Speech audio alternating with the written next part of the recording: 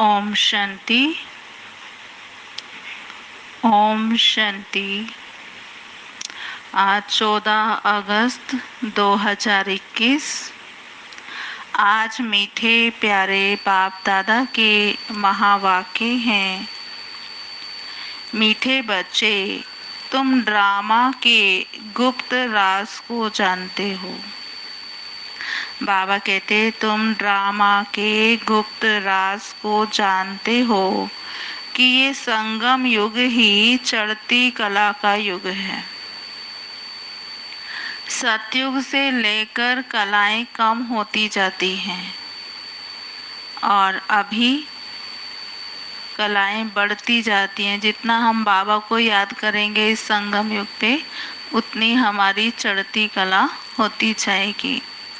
आज का प्रश्न है, सबसे उत्तम सेवा कौन सी है और वह सेवा कौन करता है? सबसे उत्तम सेवा कौन सी है और वह सेवा कौन करता है? उत्तर है, भारत को स्वर्ग बनाना, रंक को राव बनाना, पतित को पावन बनाना, ये है सबसे उत्तम सेवा। ऐसी सेवा एक बाप के सिवाय और कोई भी नहीं कर सकता। बाप ने ऐसी महान सेवा की है, तब तो बच्चे उनकी इज्जत करते हैं। सबसे पहले सोमनाथ का मंदिर बनाकर उनकी पूजा करते हैं। गीत है, आखिर वह दिन आया आज जिस दिन का रास्ता तकते थे। ओम शांति। मीठे मीठे रूहानी बच्चों ने ये गीत सुना। जैसे आत्मा गुप्त है और शरीर प्रत्यक्ष है। आत्मा इन आँखों से देखने में नहीं आती है, इनकॉग्निटो है जरूर, परंतु इस शरीर से ढकी हुई है। इसलिए कहा जाता है आत्मा गुप्त है। आत्मा खुद कहती है मैं निराकार हूँ और यहाँ साकार में आकर गुप्त बनी हूँ। आत्माओं की निराकारी दुनिया है, वहाँ तो गुप्त की बात नहीं ना। परम धाम में हम आत्माएं हैं तो गुप्त हैं, ऐसी कोई बात नहीं। लेकिन इस शरीर में जब हम प्रवेश हो जाते हैं तो आत्मा गुप्त है, दिखाई तो नहीं पड़ती है, ये शरीर दिखाई पड़ता है। तो बाबा कहते देखो, जो निराकारी दुनिया है वहाँ पर परमपिता परमात्मा भी रहते हैं। उनको कहा जाता है सुप्रीम। वो है ऊंच ते ऊंच आत्मा, परे ते परे रहने वाला परम पिता परमात्मा। बाप कहते हैं जैसे तुम गुप्त हो, तुम आत्मा गुप्त हो, मुझे भी गुप्त आना पड़े। मैं गर्भ जेल में नहीं आता हूँ, मेरा नाम एक शिव ही चला आता है। मैं इसमें आता हूँ ना। बाबा ब्रह्मा तन में आते हैं तो शिव बाबा कहते भल मैं इसमें आता हूँ, परंतु मेरा नाम नहीं बदलता है। और इनकी आत्मा का जो शरीर है उनका नाम बदलता है ना, क्योंकि बाबा का पहला नाम था लेखराज और फिर जब शिव बाबा ने प्रवेशता किया तो नाम बदल गया, ब्रह्मा रख दिया, प्रजापिता ब्रह्मा। तो शिव बाबा कहते मुझे तो शिव ही कहते हैं, मैं इसमें आता हूँ, मैं सभी आत्माओं का बाप हूँ। तो तुम आत्मा इस शरीर में गुप्त हो, इस शरीर द्वारा कर्म करती हो ना। भल हम आत्मा गुप्त है लेकिन इस शरीर द्वारा कर्म करते हैं। तो शिव बाबा कहते मैं भी गुप्त हूँ, तुम बच्चों को ये ज्ञान अब मिल रहा है। मैं आत्मा इस शरीर से ढकी हूँ। आत्मा है इनकॉग्निटो, शरीर है कॉग्निटो। बाबा कहते कि देखो, आत्मा जो है वो अशरीरी है। इस शरीर में आई है पार्ट बजाने, लेकिन रियल में आत्मा के पास तो शरीर नहीं है। इस धरा पर आती है तब शरीर धारण करती है। तो बाप भी इनकॉग्निटो अशरीरी ना, बाबा भी अशरीरी है, लेकिन इस शरीर द्वारा आकर हमको ये ज्ञान सुनाते हैं। तो बाबा ने कहा तुम भी इनकॉग्निटो हो, शरीर द्वारा सुनते हो। तुम जानते हो बाबा आया हुआ है। बाप आते हैं भारत को फिर से गरीब से साहूकार बनाने के लिए। तुम कहेंगे हमारा भारत गरीब है, सब जानते हैं, परंतु उनको कोई पता नहीं है कि हमारा भारत साहूकार कब था, कैसे था और गरीब कैसे बना। यही भारत सोने की चिड़िया कहलाता था। यहाँ पर दूध घी की नदियाँ बहती थी, कितना साहूकार था, और अब कैसा गरीब बन गया है।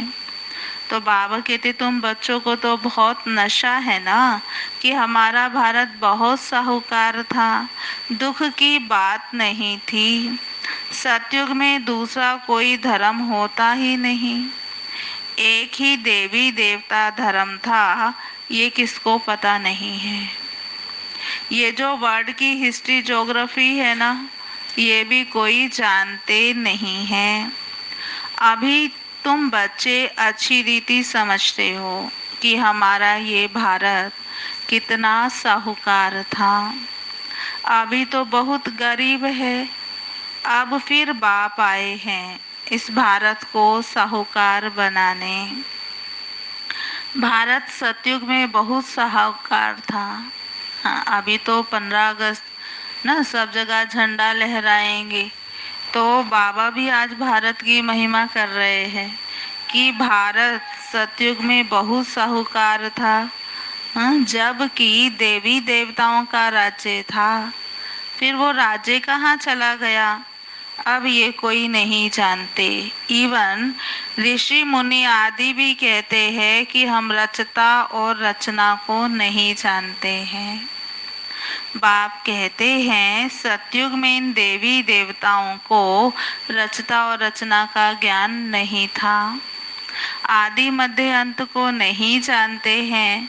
अगर उन्हों को ये ज्ञान होता कि हम सीढ़ी उतरते हुए रसातल में चले जाएंगे, रसातल माना इस कलयुग में आ जाएंगे, तो उनकी बादशाही का सुख तो अनुभव कर पाएंगे।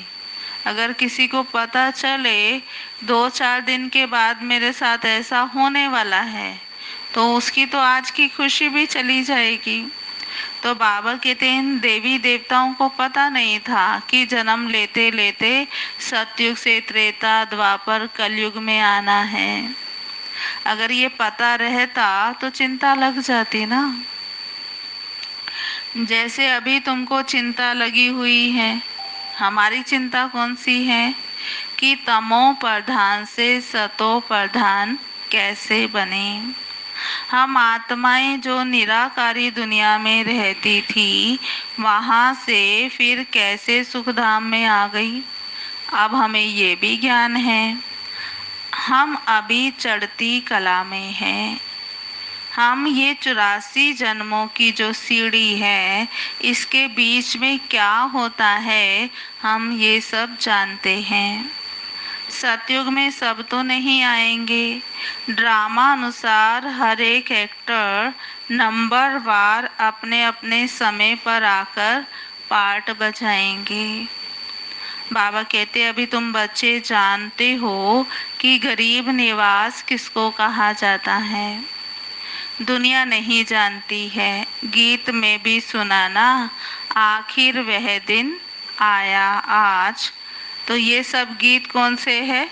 भक्ति मार्ग के गीत हैं कि भगवान कब आकर हम भक्तों को इस भक्ति मार्ग से छुड़ाकर सदगति में ले जाते हैं।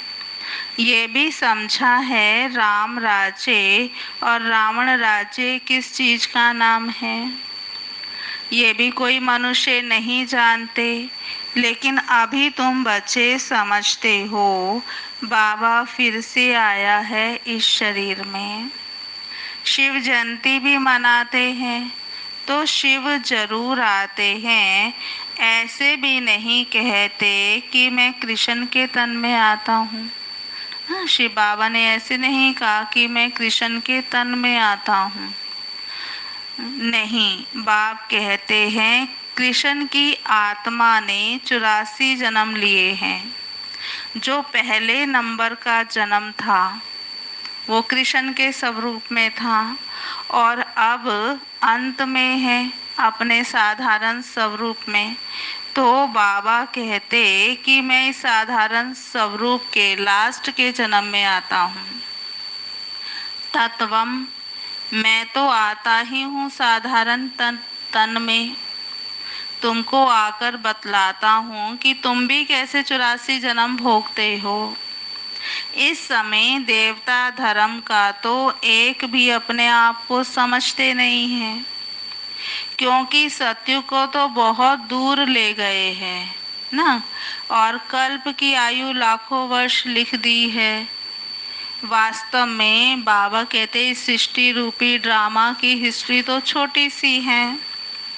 इसमें कोई धर्म की 500 वर्ष की और कोई धर्म की 2500 वर्ष की हिस्ट्री है ना। इस सतयुग त्रेता द्वापर कलयुग में हर एक धर्म की अपनी अपनी हिस्ट्री है। कोई 500 साल आए, कोई 1000 साल, कोई 1500 साल, कोई 2500 वर्ष।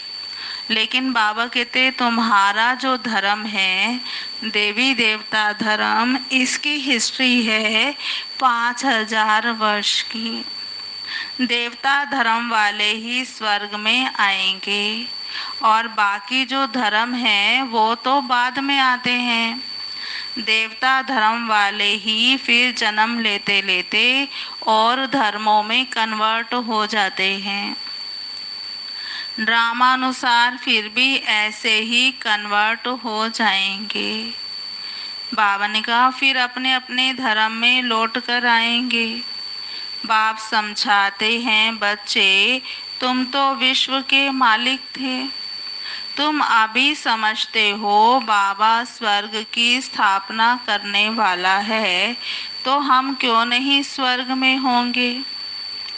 बाप से हम वर्षा जरूर लेंगे ना सभी। तो इससे सिद्ध होता है कि ये हमारे धर्म का है ना। जो वर्षा लेना चाहता है वो कुछ शर्त करेगा तो सिद्ध होता है वो देवी देवता धर्म का है, और जो नहीं होगा वो आएंगे ही नहीं। कहेंगे पराये धर्म में क्यों जाएं। तुम बच्चे जानते हो सतयुग नई दुनिया में देवताओं को बहुत सुख था। सोने के महल थे। सोमनाथ के मंदिर में कितना सोना था, ऐसा कोई दूसरा मंदिर होता ही नहीं। उसमें बहुत अथाह हीरे जवाहरात लगे हुए थे। और बौद्ध धर्म में बाबा कहते बौद्ध आदि के कोई हीरे जवाहरातों के महल नहीं होंगे। तुम बच्चों को जिस बाप ने इतना ऊंचा बनाया और उसका मंदिर बनाकर उसमें हीरे जवाहरात लगाकर तुम बच्चों ने भी उनकी कितनी इज्जत रखी है। जो अच्छा कर्म करके जाते हैं उनकी इज्जत रखी जाती है ना। अभी तुम जानते हो सबसे अच्छे कर्म पतित पावन बाप ही आकर करके जाते हैं। तुम्हारी आत्मा कहती है सबसे से उत्तम सेवा बेहद का बाप आकर करके जाते हैं। हमको रंक से राव बना देते हैं, है ना। आज क्या है, बस दाल रोटी खा रहे हैं। तो बाबा ने कहा, कहाँ सतयुग के राजा प्रिंस और कहाँ आज तो रंक से राव बेगर से प्रिंस बना देते हैं। जो भारत को स्वर्ग बनाते हैं उनकी भी इज्जत कोई नहीं रखते हैं। तुम जानते हो ऊंच से ऊंच मंदिर गाया हुआ है सोमनाथ का, जिसको लूट कर ले गए ना। अभी तो एक भी हीरा नहीं होगा वहां पर, तो इज्जत नहीं रखी ना, तभी तो लूट के ले गए। लक्ष्मी नारायण के मंदिर को कभी कोई ने लूटा नहीं है, सोमनाथ के मंदिर को लूटा है। भक्ति मार्ग में ये बहुत धनवान होते हैं, राजाओं में भी नंबरवार होते। जो ऊंच मर्तबे वाले होते हैं उनकी छोटे मर्तबे वाले इज्जत करते हैं। दरबार में भी नंबरवार बैठते हैं। बाबा तो अनुभवी है ना। यहाँ की दरबार है पतित राजाओं की। पावन राजाओं की दरबार कैसे होगी, जबकि उन्हों के पास इतना धन होगा तो उन्हों का घर भी इतना ही अच्छा होगा। जब उनके पास इतना धन होगा, मंदिर आदि इतने अच्छे अच्छे बनाएंगे तो उनका घर कितना अच्छा होगा। अभी तुम जानते हो बाबा हमको पढ़ा रहे हैं, स्वर्ग की स्थापना करा रहे हैं। हम महाराजा महारानी स्वर्ग के बनते हैं, फिर हम गिरते हैं, फिर हम पहले पहले शिव बाबा के पुजारी बनेंगे। जिसने स्वर्ग का मालिक बनाया उनकी हम पूजा करेंगे। वह हमको बहुत साहूकार बनाते हैं। अभी भारत कितना गरीब है, आगे भारत इतना गरीब नहीं था, बहुत खुशी में रहते थे। जो जमीन 500 रुपए में ली थी वह आज 5000 में भी नहीं मिलती। वहाँ तो धरनी का मूल्य नहीं होता। सतयुग में जमीन खरीदनी थोड़ी पड़ेगी, वहाँ मूल्य नहीं होता। जिसको जितना चाहिए ले लेवे, ढेर की ढेर जमीन पड़ी होगी। मीठी नदियों पर तुम्हारे महल होंगे ना। मनुष्य बहुत थोड़े होंगे वहाँ पर। प्रकृति दासी होगी, फल फूल अच्छे मिलते रहेंगे। अभी तुम कितनी मेहनत करते हो, लेकिन सूखा पड़ जाता है तो अन्न नहीं मिलता। कहाँ सूखा पड़ जाता है, कहाँ बरसात हो जाती है, बाढ़ आ जाती है तो अन्न नहीं मिलता। तो बाबा ने कहा ये गीत सुनने से तो तुम्हारे रोमांच खड़े हो जाने चाहिए ना, कि जो तकदीर बनाने वाला है वो आ गया है और हमने पा लिया है, तो कितने रोमांच खड़े हो जाने चाहिए। बाबा कहते देखो बाप को कहा ही जाता है गरीब निवास। अब अर्थ समझा ना, कितना बाबा हमको साहूकार बनाते हैं। जरूर यहाँ जो आएंगे उनको ही साहूकार बनाएंगे ना। तुम बच्चे जानते हो हमको पति से पावन बनने में 5000 वर्ष लगते हैं। अभी फिर फट से बाबा पति से पावन बनाते हैं, है ना। पावन से पतित बनने में, सतयुग से कलयुग तक आने में हमें 5000 वर्ष लगे, और अब पतित से पावन बनने में कितना समय लग रहा है। ये थोड़ा सा समय है ना संगम युग का। तो बाबा ने कहा देखो तुम ऊंचते ऊंच बनते हो, बाबा हमको ऊंचते ऊंच बनाते हैं। 1 सेकंड में जीवन मुक्ति मिल जाती है।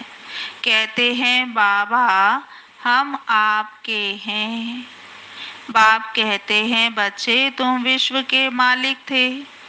बच्चा पैदा हुआ और बारिश बना, कितनी खुशी होती है। लेकिन बच्ची को देखकर तो चेहरा ही बदल जाता है। लेकिन बाबा का चेहरा बदलेगा क्या? हम्म? बाबा तो बच्चा बच्ची देखता ही नहीं है। बाबा क्या देखता? बाबा कहते यहाँ तो सभी आत्माएं बच्चे हैं। हम स्वर्ग के मालिक बन गए। अभी पता पड़ा है कि हम 5000 वर्ष पहले स्वर्ग के मालिक थे। बाबा ने ऐसा बनाया था, इसलिए शिव जयंती भी मनाते हैं। परंतु यह कोई नहीं जानते कि शिव बाबा कब आया था। लक्ष्मी नारायण का राज्य कब था, कोई भी नहीं जानते हैं। वास्तव में भारत की आबादी सबसे बड़ी होनी चाहिए, क्योंकि भारत की हिस्ट्री सबसे पुरानी है, सतयुग से लेकर। भारत की जमीन भी सबसे बड़ी होनी चाहिए। लाखों वर्ष हो फिर तो बहुत जमीन होनी चाहिए। सारी दुनिया की जमीन भी पूरी ना हो। अगर इस सृष्टि की आयु लाखों वर्ष होती तो कितनी जमीन होनी चाहिए और कितने लोग होने चाहिए। लाखों वर्ष में तो कितने मनुष्य पैदा हो जाते, अनगिनत मनुष्य हो जाए, लेकिन इतने तो है नहीं। ये देखा जाए तो पिछले 50-60 साल में इतनी जनसंख्या बढ़ी है, पहले तो इतने नहीं थे ना। तो बाबा ने कहा अगर लाखों वर्ष की ये सृष्टि होती तो कितनी जनसंख्या बढ़ जाती है ना। तो ये सब बातें बाप बैठ समझाते हैं, मनुष्य सुनते हैं तो कहते हैं ये बातें तो कभी सुनी नहीं, ना कोई शास्त्रों में पढ़ी है, ये तो वंडरफुल बातें हैं। अभी तुम बच्चों की बुद्धि में सारे चक्र की नॉलेज है। ये बहुत जन्मों के अंत में अब पतित आत्मा है। जो सतो प्रधान था सो अब तमो प्रधान बना है, फिर सतो प्रधान बनना है। तुम आत्माओं को अब शिक्षा मिल रही है। आत्मा शरीर द्वारा सुनती है तो शरीर झूलता है, क्योंकि आत्मा सुनती है ना। बरोबर हम आत्मा ने 84 जन्म लिए हैं। 84 माँ बाप जरूर मिले होंगे, ये भी हिसाब है ना। बुद्धि में आता है कि हमने 84 जन्म लिए हैं। आता है संकल्प कि हम वो आत्मा है जो सतयुग से आदि से जन्म लेकर आज दिन तक जन्म ले रहे हैं। तो 84 जन्म हमने लिए हैं। और कमती जन्म वाले भी होंगे, मिनिमम मैक्सिमम का हिसाब भी होगा ना। बाप बैठ समझाते हैं शास्त्रों में तो क्या क्या लिख दिया है। तुम्हारे लिए तो फिर भी 84 जन्म कहते हैं। बाबा कहते शास्त्रों में तो फिर भी लिख दिया मनुष्य के लिए 84 जन्म, और शिव बाबा कहते मेरे लिए तो अनगिनत बेशुमार जन्म कह दिया है। कण कण में कह दिया ना कि भगवान कण कण में है, जिधर देखो तू ही तू है। तो कितने जन्म कितनी योनियां बना दिया। फिर कहते हैं कृष्ण ही कृष्ण है। मथुरा वृंदावन में कहते कृष्ण सर्वव्यापी है। राधे पंथ वाले फिर कहेंगे राधे ही राधे, कहेंगे हम राधा स्वामी हैं। और कृष्ण स्वामी और राधे स्वामी भी हैं। माना हर एक को अलग अलग, जिसको जो आया उसने वही कहा। एक तरफ राधे को मानने वाले हैं, एक तरफ कृष्ण को मानने वाले हैं, दोनों ही अलग अलग हो गए हैं। फिर कहते हैं जिधर देखता हूँ राधे ही राधे, तुम भी राधे हम भी राधे ना। वो नमस्ते भी ऐसे करते हैं राधे राधे, जब भी मिलेंगे एक दूसरे को ऐसा बोलते हैं। अब बाप बैठ समझाते हैं, बरोबर मैं तो गरीब निवास हूँ। भारत ही सबसे साहूकार था, अभी तो सबसे गरीब बना है, इसलिए मुझे भारत में ही आना पड़ता है। ये बना बनाया ड्रामा है ना, इसमें जरा भी फर्क नहीं हो सकता। ये ह्यूज ड्रामा है, बहुत बड़ा ड्रामा है। ड्रामा जो शूट हुआ वह हूबहू रिपीट होगा। ड्रामा का भी पता होना चाहिए, ड्रामा माना ड्रामा ना, ये सृष्टि रूपी ड्रामा माना ड्रामा, जिसमें हम सभी एक्ट कर रहे हैं। एक होता है हद का ड्रामा और ये है बेहद का ड्रामा। इसके आदि मध्य अंत को कोई नहीं जानते, तो गरीब निवास निराकार भगवान को ही मानेंगे ना, कृष्ण को तो नहीं मानेंगे। कृष्ण तो धनवान सत्युग का प्रिंस बनता है, और भगवान को तो अपना शरीर है नहीं, वह आकर बच्चों को अब धनवान बनाते हैं, तुमको राजयोग की शिक्षा देते हैं, वह भी पढ़ाई से बैरिस्टर आदि बनते हैं, फिर कमाई करते हैं।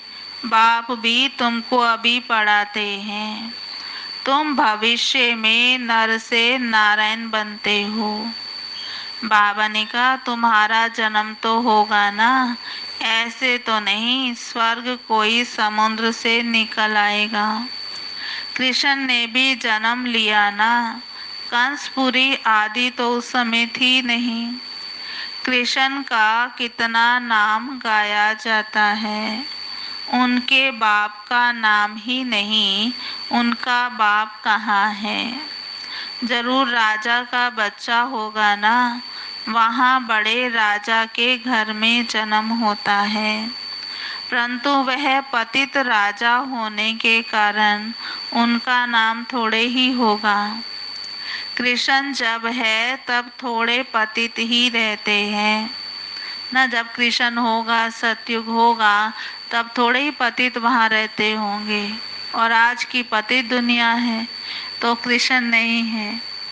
तो बाबा कहते जब बिल्कुल ही खलास हो जाते हैं ना, सारी दुनिया पतित हो जाती है, फिर शिव बाबा आकर इस दुनिया को पावन बनाते हैं, तो नई पावन दुनिया में गद्दी पर फिर बैठते हैं, अपना राज्य ले लेते हैं, तभी उनका संवत शुरू होता है।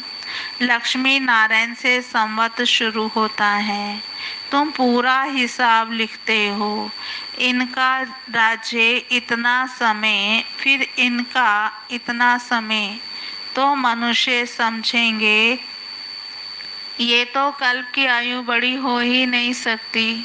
चित्रों में लिखा हुआ है कि हर धर्म का कितना राज्य रहा, कल्प वृक्ष में भी लिखा है, सृष्टि चक्र में भी है, और ये सीढ़ी के चित्र में भी लिखा हुआ है कौन से धर्म कब कब आए और किसका राज्य कितना समय चला। तो बाबा ने कहा जब ये समझ जाएंगे तो मनुष्यों को पता पड़ेगा कि कल्प की आयु इतनी बड़ी हो नहीं सकती, 5000 वर्ष का पूरा हिसाब है ना।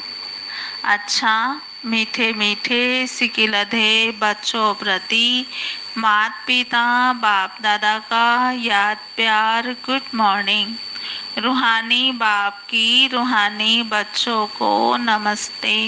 हम रूहानी बच्चों की रूहानी बाप दादा को याद प्यार गुड मॉर्निंग, नमस्ते नमस्ते नमस्ते। सदा रहेंगे हंसते, बनेंगे फरिश्ते, चलेंगे परम धाम के सीधे रास्ते।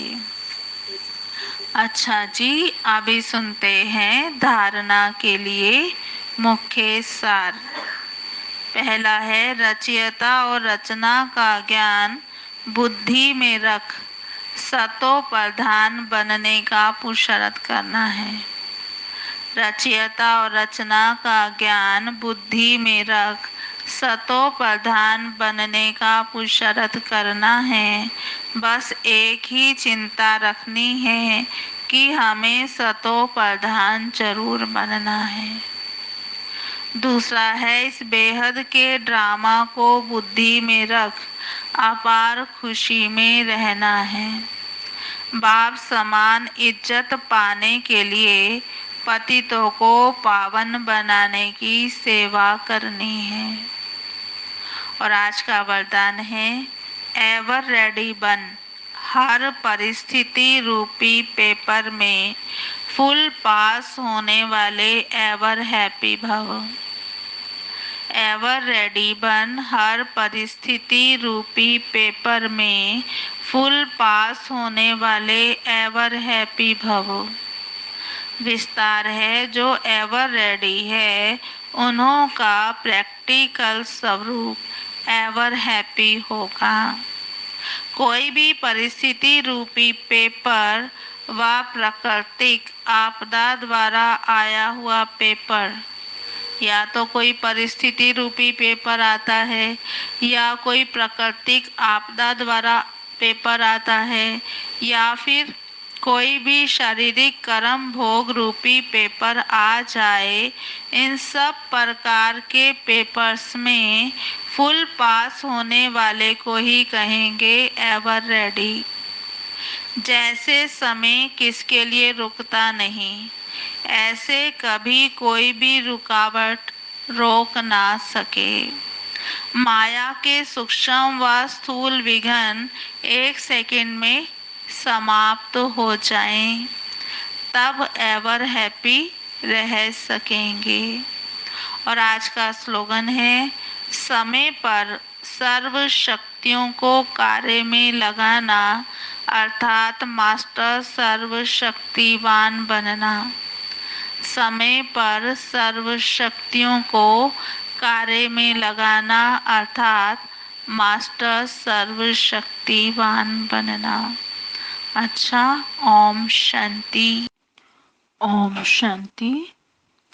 आज की मुरली के स्वमान, मैं आत्मा अशरीरी हूँ।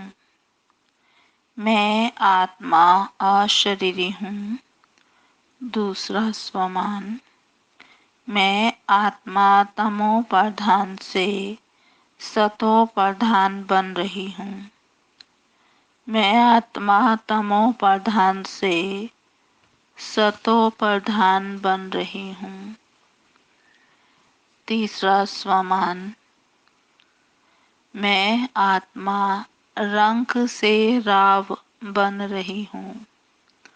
मैं आत्मा रंक से राव बन रही हूँ। चौथा, मैं आत्मा बेगर से प्रिंस बन रही हूँ। मैं आत्मा बेगर से प्रिंस बन रही हूँ। पांचवा, मैं आत्मा वारिस हूँ। मैं आत्मा वारिस हूँ। छठा, मैं मुझ आत्मा ने 84 जन्म लिए हैं। मुझ आत्मा ने 84 जन्म लिए हैं। सातवां स्वमान, मैं आत्मा एवर रेडी हूँ। मैं आत्मा एवर रेडी हूँ। आठवां, मैं आत्मा एवर हैप्पी हूँ। मैं आत्मा एवर हैप्पी हूँ। नौवां, मैं आत्मा धनवान बन रही हूँ। मैं आत्मा धनवान बन रही हूँ। 10वां, मैं आत्मा मास्टर सर्वशक्तिमान हूँ। मैं आत्मा मास्टर सर्वशक्तिमान हूँ। अच्छा जी, ओम शांति। और अब सुनते हैं प्रकाश मणि दादी जी की 14वीं विशेषता। हेडिंग है यज्ञ की जिम्मेवार होते भी त्याग और तपस्या की मूर्ति। यज्ञ की हर प्रकार की जिम्मेवारी को प्यार से संभालते, सदा त्याग और तपस्या की मूर्ति बनकर रही। हजारों लाखों के संबंध में आते, सेवा करते, सबको सुख शांति संपत्ति दी। सदा अंतर्मुखी होकर रही। वे एक सेकंड में बाबा से अलग होकर नहीं रही। सदा कहती थी कि मेरे सिर पर, मेरे कंधों पर बाबा बैठा है। हम तो उनकी कठपुतलियां हैं, वह हमें नचा रहा है, खेल करा रहा है। मेरे से बाबा को कोई अलग नहीं कर सकता। अच्छा, ओम शांति।